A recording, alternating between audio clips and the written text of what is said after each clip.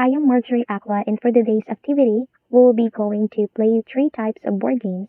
But first, we must do the warm ups to prevent injuries from happening in the first place.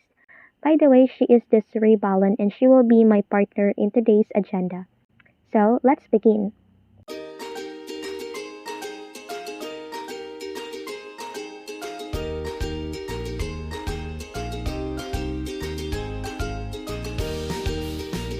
How to play checkers. Checkers is a two-player game that's played on a special board called a checkerboard. The goal of the game is to capture each of your opponent's pieces called men or to make it impossible for them to move a piece. To play, first each player sets up their 12 pieces in the three rows of the bottom of their side. Each row should have 4 pieces and each piece should be placed on dark square. Then players take alternating turns moving pieces forward diagonally on the dark squares. Pieces cannot be moved onto the white squares and a piece may not move backwards. As players move their pieces, they want to capture their opponent's pieces by jumping over them diagonally on the board. In order to jump a piece, the dark square on the opposite diagonal side of the piece must be unoccupied. Once a piece has been jumped and it's removed from the game. If a player moves their piece all the way to the opposite side of the board, that piece becomes a king. Kings can move forwards or backwards, but must stay on the same color as the rest of the pieces. The game is over when a player wins by removing all of their opponent's pieces or making it impossible for their opponents to legally move a piece. This time, the player who got all the pieces are announced as the winner of the game.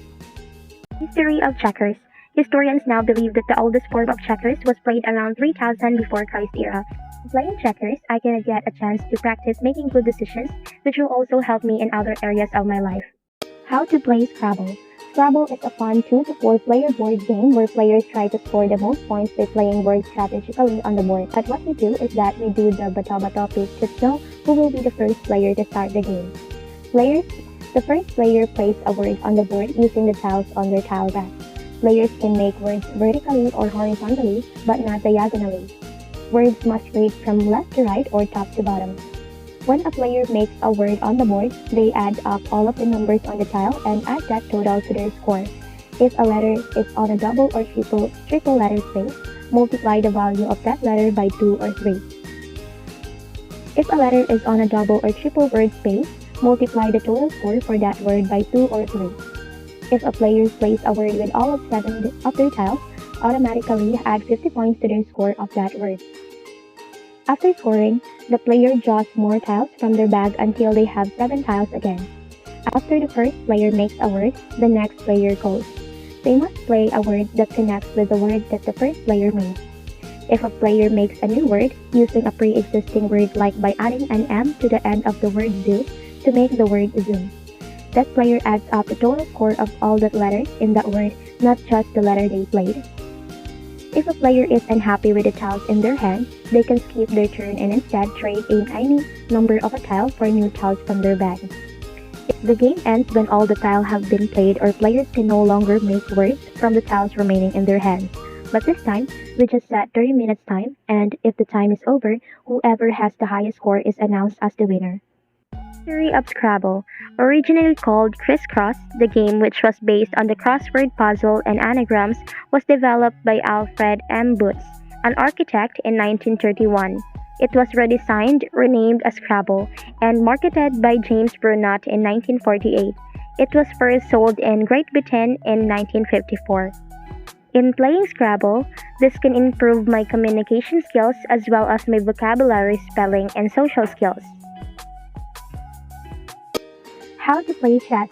To set up a chessboard, place all of the white pieces on one side and all of the black pieces on the other side. Pawns are the short pieces and they can only move forward one square at a time. However, when you capture a piece with a pawn, the pawn moves diagonally. To organize the back row, place the rooks or towers on either end. Rooks can only move vertically or horizontally, but they can move as many squares as you want. Then place the 2 knights, which usually look like horses, beside the 2 rooks. The knights can only move in an L-shaped pattern where the long part of the L is 2 squares and the short part is 1 square.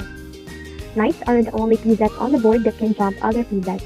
Then place the 2 bishops beside the knights. The bishops can only move diagonally, but they can move as many squares as you want. Finally, place the king and queen. If you're looking at the board, the queen should be placed on the left and the king should be placed on the right. The queen can move vertically, horizontally, or diagonally, and she can move as many spaces as you want. The king can move in any direction as well, but he can only move one square at a time. The goal in chess is to capture the opponent's king while protecting your own. The first player to capture the opponent's king wins. History of chess. Chess was invented in India around the 8th century. Then it was known as Chaturang and changed over the centuries by the Arabs, Persians, and then ultimately the medieval Europeans, who changed the pieces' names and appearances to resemble the English court. In playing chess, this can improve my decision-making under pressure, computation, inventiveness, evaluation and analysis strategy, and constant performance improvement. That's it for today. Thank you so much for watching.